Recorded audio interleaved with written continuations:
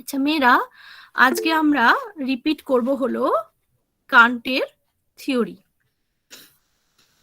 আচ্ছা, এখন কান্টের যে মতবাদ আমরা আমরা আগের আগে পড়েছি আর কি। তো কান্টের নৈতিক মতবাদকে বলা হয় উগ্র বিচারবাদ। এই নৈতিক মতবাদ কৃচ্ছ্রতাবাদ নামেও পরিচিত। আচ্ছা, এই মতবাদ কৃচ্ছ্রতাবাদ বা উগ্র বিচারবাদ কেন? কারণ কান্ট খুব, কেউ কেউ মনে করেন যে কান্ট খুব কঠোরভাবে নৈতিক মানে মানুষের এই যে নৈতিক মানে নৈতিকতার বিষয়ে কান্টের যে বক্তব্য, সেই বক্তব্যটা অত্যন্ত কঠোর। হ্যাঁ, যেখানে কান্ট মানুষের আবেগের দিকের ওপর একেবারেই গুরুত্ব আরোপ করেননি। কান্ট যেখানে বলছেন যে কর্তব্যের জন্যই কর্তব্য, ডিউটি ফর ডিউটি সেক, অর্থাৎ সবকিছুই তোমাকে কর্তব্য মনে করেই করতে হবে। নৈতিক অনুজ্ঞা আমাদের কাছে একটা নিঃশর্ত আদেশ। হ্যাঁ, অর্থাৎ সেই আদেশকে আমাকে নিঃশর্তভাবেই পালন করতে হবে। তো এই ব্যাপারগুলো হচ্ছে কান্টের মতবাদে আমরা দেখতে পাই। সেই জন্যই কান্টের মতবাদকে বলা হয় হলো উগ্র বিচারবাদ। উগ্র বিচারবাদ, শুধু বিচারবাদ না, বলা হয় উগ্র বিচারবাদ বা কৃচ্ছ্রতাবাদ। মানে কি, যেখানে কোনো প্রকার কোনো আবেগ, স্নেহ, মায়া, দয়া, ভালোবাসার যেন কোনো স্থানই নেই, শুধু কঠোরভাবে তোমাকে ন্যায় নীতির পথে চলতে হবে, এটাই যেন কান্ট বলতে চেয়েছেন। এবার কান্ট মানুষের দুই প্রকার বৃত্তির উল্লেখ করেছেন, আমরা এগুলো সবই জানি, আজকে এটা আমরা রিপিট পড়ছি। কান্ট মানুষের দুই প্রকার বৃত্তির উল্লেখ করেছেন। সেটা কি না, একটা জীববৃত্তি আর একটা বুদ্ধিবৃত্তি, বা যেটাকে বলে ইন্দ্রিয় বৃত্তি আর বুদ্ধিবৃত্তি। মানে মানুষ ইন্দ্রিয় দিয়েও চলে, আবার বুদ্ধি দিয়েও চলে।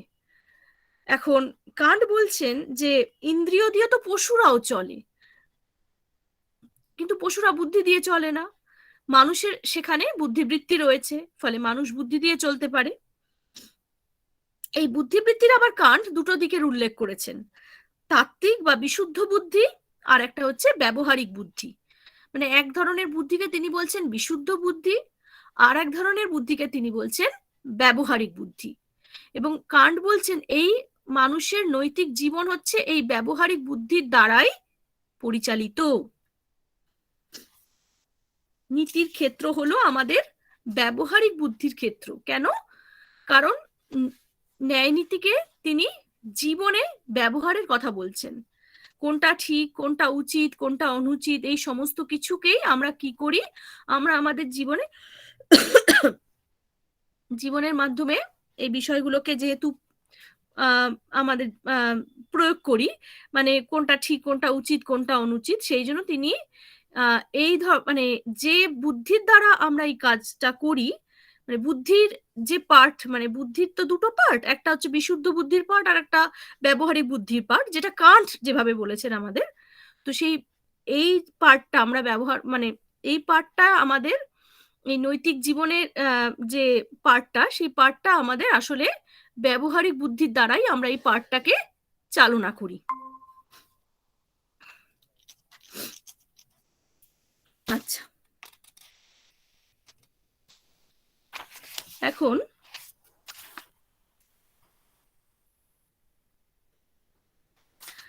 কান্টের তার যে নৈতিক মতবাদ, সেই কান্টের নৈতিক মতবাদ আসলে, সেই নৈতিক মতবাদকে আমরা তিন ভাগে ভাগ করতে পারি। এক ভাগকে কান্টের নৈতিক মতবাদের যে বক্তব্যগুলো, সেটাকে আমরা তিন ভাগে ভাগ করতে পারি। সেগুলো কি কি না, কান্ট বলছেন সদিচ্ছাই একমাত্র সৎ। 2 নম্বর কান্ট বলছেন কর্তব্যই কর্তব্য সাধনের লক্ষ্য। 3 নম্বর কান্ট কি বলছেন, নৈতিক নিয়ম এক নিঃশর্ত অনুজ্ঞা বা আদেশ। আচ্ছা, তাহলে প্রথমে তিনি বলছেন সদিচ্ছাই একমাত্র সৎ। সদিচ্ছা ছাড়া বাকি যা কিছু, অর্থাৎ জ্ঞান, বুদ্ধি, সম্পদ, স্বাস্থ্য, যা কিছু রয়েছে আমাদের, সেই সবকিছুই সদিচ্ছা ছাড়া একেবারেই মূল্যহীন। কারণ সেই সমস্ত কিছুর সাথে যদি সদিচ্ছা যুক্ত না থাকে, তাহলে সেটা কি হতে পারে না, সেটা যদি অসৎ ইচ্ছার দ্বারা পরিচালিত হয়, তাহলে সেটা কি করবে? সেটা কিন্তু তাহলে মানুষকে বিপথে নিয়ে যাবে। যেমন কান্ট মানে এই যে দ্বিতীয় বিশ্বযুদ্ধ হলো, এই যে আমরা ইতিহাসে পড়েছি সবাই যে দ্বিতীয় বিশ্বযুদ্ধ, তার কারণ কি? কারণ কি মানুষের ওই অশুভ ইচ্ছে। তার মানে কি, আমার কাছে ক্ষমতা আছে, আমার কাছে পাওয়ার আছে, তার সঙ্গে যদি আমি আমার অসৎ ইচ্ছাকে যুক্ত করি, তাহলে সেই ক্ষমতা পাওয়ার ইত্যাদিকে আমি কি করব? আমি নেগেটিভ দিকে চালিত করব। তার জন্যই তো এই বিশ্বযুদ্ধ, এত হানাহানি কাটাকাটি মানুষের ভেতরে কেন? কারণ মানুষ তার যে ক্ষমতা পাওয়ার টাকা পয়সা ইত্যাদিকে অসৎভাবে চালিত করছে। কারণ কি? কারণ এই সমস্ত কিছুর সাথে তার অসৎ ইচ্ছে যুক্ত হয়ে রয়েছে।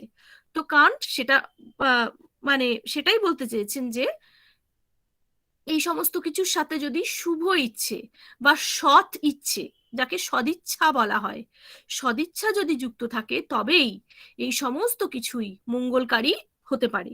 যেমন এই যে আমরা পড়াশোনা করি, এর সাথেও আমাদের কি যুক্ত থাকতে হবে? সদিচ্ছা যুক্ত থাকতে হবে।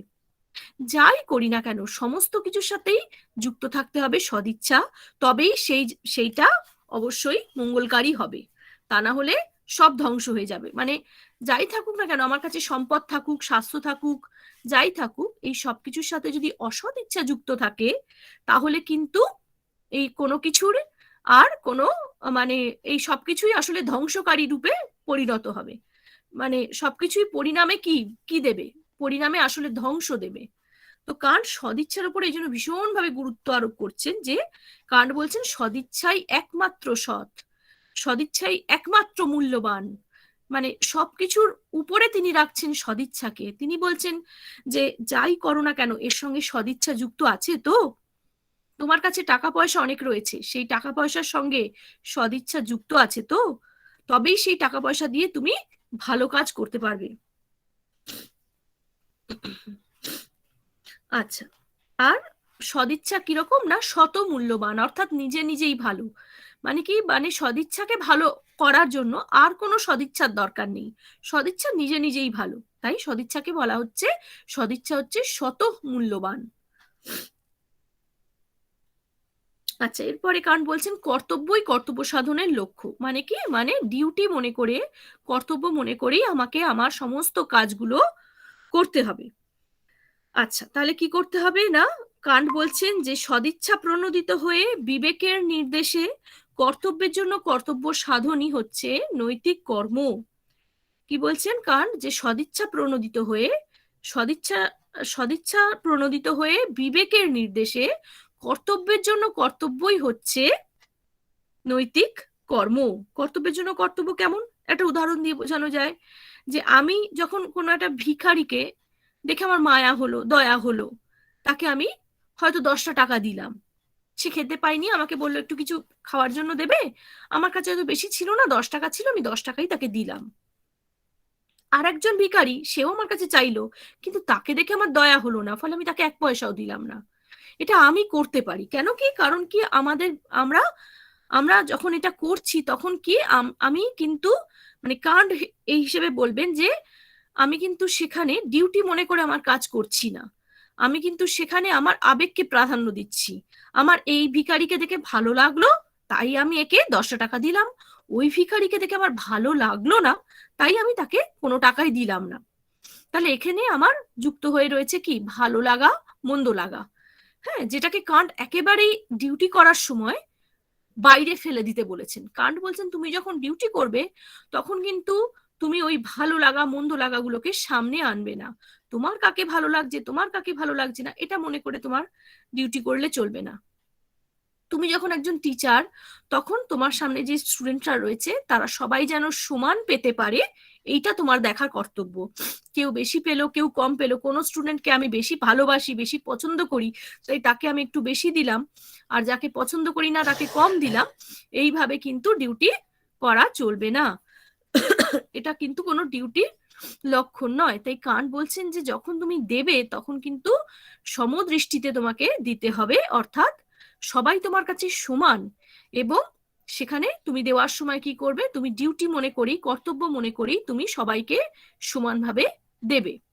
যেমন কোনো একটা সংঘের সদস্যরা যখন, মানে ধরা যাক যখন প্রাকৃতিক বিপর্যয় হলো, এই আয়লা হলো, কিছু হলো, তখন যে অনেক সময় দেখা যায় যে কোনো একটা সঙ্গে, ভারত সেবাশ্রম সংঘ বা এরকম কোনো সংঘের তরফ থেকে যখন গরিব মানুষদের বা যারা আয়লায় ক্ষতিগ্রস্ত তাদের যখন খাবার, তারপরে জামা কাপড় ইত্যাদি দেওয়া হচ্ছে, সেখানে কিন্তু সেই সংঘের সদস্যরা সেখানে কিন্তু দেখা যায় তারা ডিউটি মনে করেই তাদের কাজটা করছেন। হ্যাঁ, সেখানে কিন্তু কোনো আবেগ আবেগ ইত্যাদি সামনে এসে দাঁড়াচ্ছে না, মানে আবেগ সেখানে কোনো বাধা হয়ে দাঁড়াচ্ছে না। অর্থাৎ তারা কিন্তু সেখানে ডিউটি বা কর্তব্য মনে করেই তারা তাদের কাজ করছেন, অর্থাৎ সবাইকেই তাদের দিতে হবে, সমানভাবে দিতে হবে, এই মনে করেই তারা তাদের কাজ করছেন, এবং কান্ট এভাবেই আমাদের কাজ করতে বলেছেন।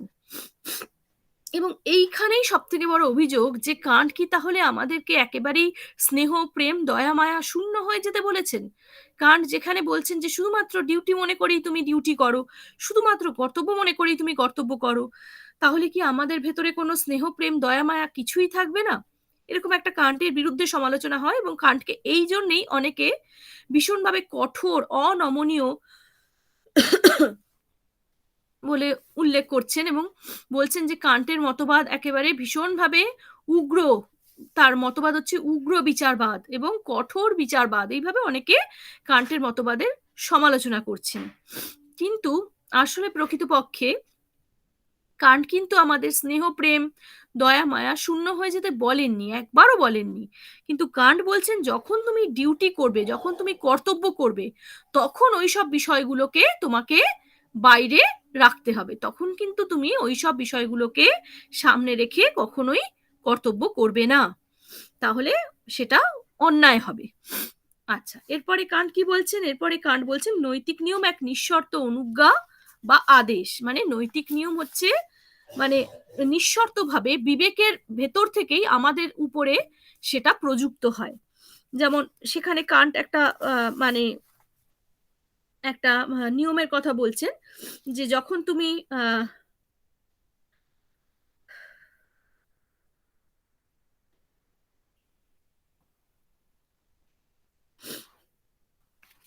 কাজ করবে, তখন কি করবে না, এমন কর্মনীতি অনুসারে কাজ করো যে নিয়মকে একটি সার্বজনীন নিয়ম রূপে তুমি কামনা করতে পারো। মানে যখন তুমি কোনো কাজ করবে তখন তুমি এমন কর্মনীতি অনুসারে কাজ করবে, কারণ আমরা জানি কি কান্ট কিন্তু মানে একদিকে উপযোগবাদ আর একদিকে কর্তব্যবাদ, তো কান্ট কোন কোন দিকে যাবেন? কান্ট কিন্তু কর্তব্যবাদের দিকেই ঝুঁকবেন। অবশ্যই কান্ট কিন্তু উপযোগবাদের দিকে ঝোঁকেননি, ঝুঁকবেনও না, কারণ কি কান্ট ফলাফল বাদী নন। মানে ফলাফলের দিকে লক্ষ্য রেখে কান্ট কিন্তু আমাদের কাজের কথা বলেননি। কান্ট শুধু বলেছেন কাজ করো, শুধুমাত্র ডিউটি মনে করেই কাজ করো, এবং এমন নিয়ম অনুসারে তুমি কাজ করো যে নিয়মকে একটি সার্বজনীন নিয়ম রূপে কামনা করে তুমি ওই কাজটা করতে পারো। এমন নিয়ম সবসময় তোমাকে একটা নিয়ম মাথায় রেখেই একটা নিয়ম অনুসারেই কাজ করতে হবে, কিন্তু সেটা কেমন নিয়ম হবে না, সেটা হবে সার্বজনীন নিয়ম, অর্থাৎ যাতে ওই নিয়মটা ওই সময় মানে ওই নিয়ম অনুসারে, মানে তুমি যদি কাজ করো তাহলে সেখানে সেই কাজের ফল মঙ্গলকারী হবে, আবার যদি ওই নিয়ম অনুসারে অন্য কেউ কাজ করে তাহলে তারও কাজের ফলটা মঙ্গলকারী হবে। এইটা মাথায় রেখেই তোমাকে কিন্তু নিয়ম অনুসারেই কাজ করতে হবে, এবং এমন নিয়ম অনুসারে কাজ করতে হবে যাকে তুমি একটি সার্বজনীন নিয়ম রূপে কামনা করে কাজ করতে পারো। সার্বজনীন নিয়ম মানে কি, আমি এই নিয়ম অনুসারে কাজ করছি, তাহলে সবাই সেই নিয়ম অনুসারে কাজ করবে, এবং সেখানে কোনো কোনো কোনো দ্বন্দ্ব দেখা দেবে না। যেমন আমি যদি মনে করি যে আমি মিথ্যে কথা বলা এই নিয়ম অনুসারে কাজ করব, তাহলে আমি কি করব? আমি মনে করব যে আমি সবসময় মিথ্যে কথা বলবো, তাহলে আমাকে একই সঙ্গে ভাবতে হবে আমি মিথ্যে কথা বলছি, সবাই মিথ্যে কথা বলুক, এমন নিয়ম অনুসারে আমি কাজ করছি, সবাই কাজ করুক। কিন্তু দেখা যাবে কি যে আমিও মিথ্যে কথা বলছি, সবাই মিথ্যে কথা বলুক, এই নিয়ম অনুসারে যদি আমরা সবাই কাজ করতে থাকি তাহলে কিন্তু আলটিমেটলি গোলমালি হবে, তাই না? আলটিমেটলি তার ফল কখনোই ভালো হবে না।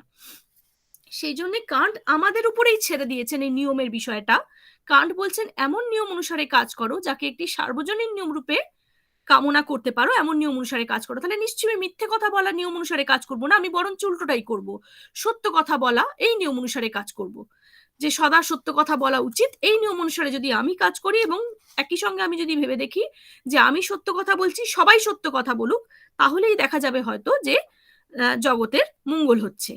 আমি কথা দিয়ে কথা রাখি এই নিয়ম অনুসারে আমি কাজ করছি, এবং সবাই কথা দিয়ে কথা রাখুক এই নিয়ম অনুসারে সবাই কাজ করুক।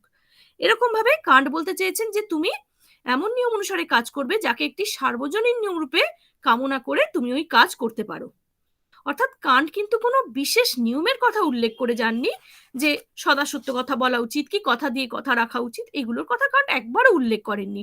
কান্ট এই বিষয়টাকে আমাদের উপরেই ছেড়েছেন। কান্ট বলছেন তুমি যখন কাজ করবে তখন এমন নিয়ম অনুসারে কাজ করবে যাকে একটি সার্বজনীন নিয়ম রূপে কামনা করে তুমি ওই কাজটা করতে পারো। অর্থাৎ কান্ট সবসময় কর্তব্যের উপর জোর দিয়েছেন, কান্ট সবসময় নিয়মের উপর জোর দিয়েছেন। কান্ট বলছেন যে নিয়ম অনুসারেই তোমাকে কাজ করতে হবে এবং কর্তব্য মনে করেই তোমাকে তোমার কাজটা করতে হবে। এবং নৈতিক নিয়ম কি? নৈতিক নিয়ম হচ্ছে আমাদের উপর প্রযুক্ত হওয়া একটা নিঃশর্ত অনুজ্ঞা বা আদেশ। অর্থাৎ নৈতিক নিয়ম কি হচ্ছে না, নৈতিক নিয়ম একেবারে আমাদের উপর মানে নিঃশর্তভাবেই আরোপিত হচ্ছে যে, এবং এটা বিবেকের ভেতর থেকেই আসছে এই আদেশ যে তোমাকে ডিউটি মনে করি, কর্তব্য মনে করেই তোমাকে সমস্ত কাজ করতে হবে। তো এই নৈতিক নিয়ম হচ্ছে আমাদের উপর প্রযুক্ত হওয়া এক নিঃশর্ত অনুজ্ঞা। অনুজ্ঞা মানে আদেশ, নিঃশর্ত অনুজ্ঞা বা আদেশ। সেই আদেশ কি আমাকে দিচ্ছে? আমারই বিবেক আমাকে দিচ্ছে, আমারই বিবেক আমাকে দিচ্ছে, কেউ আমার উপর চাপিয়ে দিচ্ছে না। আমারই বিবেকের ভেতর থেকে আসছে যে আমাকে ডিউটি মনে করেই, কর্তব্য মনে করেই সমস্ত কাজ করতে হবে। আচ্ছা, এই তো গেল কান্টের মানে যেটা কান্টের কঠোর বিচারবাদ। আর আরেক কান্টের আমরা আরেক ধরনের মতবাদ পাই যাকে বলা হয় যে কান্টের যেটা নীতি কর্তব্যবাদ। সেই নীতি কর্তব্যবাদটা কিরকম না, কান্ট যেহেতু একজন কর্তব্যবাদী দার্শনিক, অবশ্যই কান্ট কর্তব্যবাদী দার্শনিক হবেন, কারণ কান্ট কখনো উপযোগবাদী হতে পারেন না। যেহেতু কান্ট ভীষণভাবে কর্তব্যের উপরই জোর দিয়েছেন, তাই জন্য কান্ট অবশ্যই কর্তব্যবাদী। মিল বেনথাম যেমন উপযোগবাদী দার্শনিক, কিন্তু কান্ট কর্তব্যবাদী দার্শনিক, এবং তিনি অবশ্যই কর্মকর্তব্যবাদ অবশ্যই তিনি স্বীকার করবেন না। তিনি স্বীকার করলে নীতি কর্তব্যবাদী স্বীকার করবেন, কারণ নীতি কর্তব্যবাদে নীতি অনুসারেই কর্তব্য করার কথা বলা হয়েছে। কিন্তু কর্ম কর্তব্যবাদে কোনো নীতির উল্লেখ নেই, বা কোনো নীতি অনুসারে কাজ করার কথা কর্ম কর্তব্যবাদে আমরা দেখি না। নামটার ভেতর থেকেই বেরিয়ে আসে কর্ম কর্তব্যবাদ আর নীতি কর্তব্যবাদ। কর্তব্য তো করতে হবে, কর্ম কর্তব্যবাদে কোনো নীতির কথা উল্লেখ নেই, কিন্তু নীতি কর্তব্যবাদে নীতির উল্লেখ রয়েছে।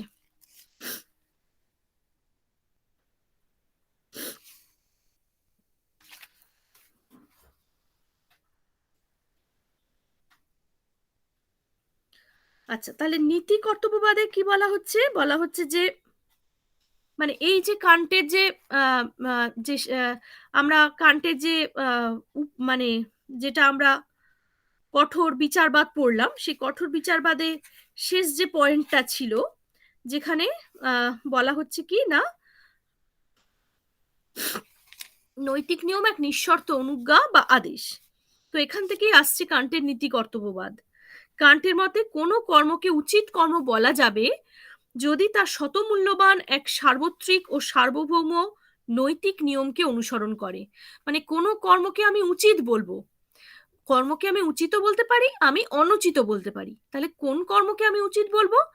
কান্ট বলছেন যে সেই কর্মকেই আমি উচিত কর্ম বলবো যে কর্ম কোনো সার্বত্রিক ও সার্বভৌম নৈতিক নিয়মকে অনুসরণ করে সেই যে কর্মটি করা হয়েছে সেই কর্মকেই আমি উচিত কর্ম বলবো। মানে কি, কোনো কর্ম যদি কোনো নৈতিক নিয়মকে অনুসরণ করে না করা হয় তাহলে সেই কর্মকে আমি উচিত কর্ম বলবো না।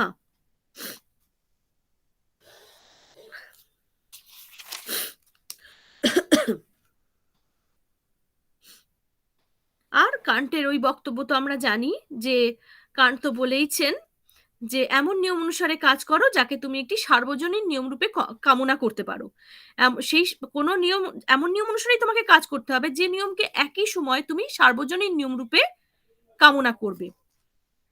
এবং সেখানে ধরা যাক যে যদি এরকম হয় যে আমি যদি মনে করি যে চুরি করার নিয়মটি সার্বত্রিক হোক, তাহলে আমাকে বলতে হবে যে আমি চুরি করছি, সবাই চুরি করুক। তাহলে কি কারুর ঘরেই কোনো সম্পদ থাকে না? তাহলে এই কর্মকে কখনোই উচিত কর্ম বলা যাবে না। কারণ কি আমার ঘরেও সম্পদ থাকবে না, কারণ কি অন্যও চুরি করবে, আমার ঘরেও তারা চুরি করবে। আবার আমিও যদি অন্যের ঘরে চুরি করি তাহলে তাদের ঘরেও সম্পদ থাকবে না। ফলে এই ধরনের নিয়মকে সার্বজনীন আমরা নিজেরাই মনে করব না। কারণ কি আমরা দেখব এই ধরনের নিয়মকে সার্বজনীন মনে করতে গেলে একটা অসঙ্গতি দেখা দিচ্ছে। ফলে এই ধরনের নিয়ম বা কথা দিয়ে কথা না রাখা, এই যে নিয়ম কথা দিয়ে কথা রাখলাম না, এই নিয়মকে আমি যদি মনে করি যে এই নিয়মকে আমি সার্বজনীন মনে করে কাজ করব, সেখানেও একটা অসঙ্গতি দেখা দেবে। কারণ কি? কারণ তাহলে আমি কাউকে কথা দেব এবং কথা রাখবো না। হ্যাঁ, আমি বারবার ফেল করব। আবার অন্যেও তাহলে আমাকে কোনো সময় কথা দেবে এবং কথা রাখবে না। তাই না? ফলে এই ধরনের নিয়মকে সার্বজনীন মনে করে কাজ করাটা উচিত হবে না। আচ্ছা,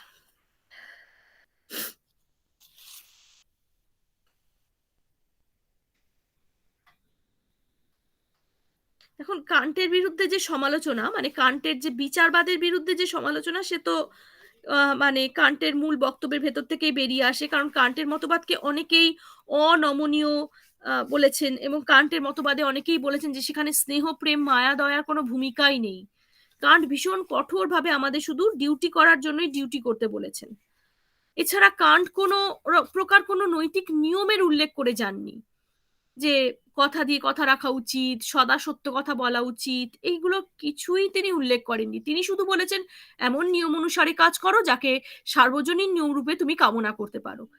মানে কান্ট এই কোন নিয়ম অনুসারে আমি কাজ করব সেটা আমার উপর ছেড়ে দিয়েছেন। ফলে কান্টের মতবাদকে অনেকে বলছেন এটা যেন একটা আকার সর্বস্ব মতবাদ, মানে যার ভেতরে কিছুই নেই, ভেতরটা শূন্য, শুধু আকারটুকু আছে কিন্তু যার ভেতরে কিছু নেই। আর কান্টের যে মানে এই কর্তব্যমুখী যে মতবাদ, কান্টের যে কর্তব্যমুখী নৈতিক মতবাদ, মানে যাকে মানে যে মতবাদকে অ্যাকচুয়ালি কান্ট তো নীতি কর্তব্যবাদের সমর্থক, তো কান্টের যে নীতি কর্তব্যবাদ বা কর্তব্যমুখী যে মতবাদ, সেই মতবাদে কান্ট, সেই মতবাদটা এখান থেকে আমরা কোন জায়গা থেকে নিলাম, কান্টের নীতি কর্তব্যবাদটা কোন জায়গা থেকে নিলাম, না কান্টের যে মূল যে বিচারবাদ, সেই বিচারবাদের যে যে শেষ যে বক্তব্যটা, সেখান থেকে আমরা কান্টের নীতি কর্তব্যবাদকে নিলাম। শেষ বক্তব্যটা কি, যে নৈতিক নিয়ম এক নিঃশর্ত অনুজ্ঞা বা আদেশ। এই জায়গা থেকে এইটাকেই আমরা বলতে পারি কান্টের নীতি নীতি কর্তব্যবাদ, নীতি কর্তব্যবাদী মতবাদ। তো কান্টের নীতি কর্তব্যবাদী মতবাদ আসলে এই জায়গাটার উপরেই ফোকাস করা হচ্ছে। কি বলছে যে কান্ট বলেছেন যেখানে, যে বলছেন কি না, নৈতিক নিয়ম এক নিঃশর্ত অনুজ্ঞা বা আদেশ যা আমাদের উপরে প্রযুক্ত হয়। এখন আর কান্ট কি বলছেন, যে এমন নিয়ম অনুসারে কাজ করো যাকে তুমি একটি সার্বজনীন নিয়ম রূপে কামনা করতে পারো। এবার অধ্যাপক ফ্র্যাঙ্ক কেনা তো তার সমালোচনা করেইছেন। ফ্র্যাঙ্ক কেনা বলছেন যে ওই একই সমালোচনা আসে, যে কান্ট তো কোনো বিশেষ কোনো প্রকারই কোনো নৈতিক নিয়মের উল্লেখ করেননি। সেই সমালোচনা সবসময় মানে কান্টের বিরুদ্ধেই করা হয়েছে। এছাড়া মানে এমন নিয়ম অনুসারে কাজ করো যাকে একটি সার্বজনীন নিয়ম রূপে কামনা করতে পারো, তাহলে তো আমি যে কোনো প্রকার কোনো নিয়ম অনুসারে কাজ করতে পারি। হ্যাঁ, আমি এমন করতে পারি যে আমি সবসময় বাঁ পায়ের জুতোর ফিতে আগে বাঁধবো, তাহলে সবাই বাঁ পায়ের জুতোর ফিতে আগে বাঁধুক। কিন্তু এটা ভীষণ হাস্যকর, আর এটা প্রাসঙ্গিকও নয়। এই ধরনের বক্তব্য কখনোই প্রাসঙ্গিক নয়, তাই না? এই ধরনের বক্তব্যের সাথে তো ন্যায় নীতির কোনো সম্পর্কই নেই। হ্যাঁ, কিন্তু আমি যদি এরকম অদ্ভুত অদ্ভুত এবং হাস্যকর কতগুলো নিয়ম তৈরি করি এবং মনে করি যে এই নিয়ম অনুসারে আমি কাজ করছি এবং সবাই কাজ করুক, অর্থাৎ এই নিয়মটাকে আমি একটি সার্বজনীন নিয়ম রূপে কামনা করে আমি যদি কাজ করি, তাহলে সেক্ষেত্রে ভীষণ বিষয়টা হাস্যকর হয়ে দাঁড়ায়। হ্যাঁ, তো এইভাবে অধ্যাপক ফ্র্যাঙ্কেনা অভিযোগ করছেন যে এইভাবে মানে কান্ট যেহেতু কোনো সার্বজনীন নিয়মের উল্লেখ করেননি, শুধু তিনি সূত্রটার কথা বলেছেন, শুধু সূত্রটাকে উল্লেখ করেছেন, কিন্তু কোনো তার ভেতরে কোনো নিয়ম নেই। সেই জন্য কান্টের বিরুদ্ধে এরকম অনেক সমালোচনা অনেক সময় হয়ে থাকে।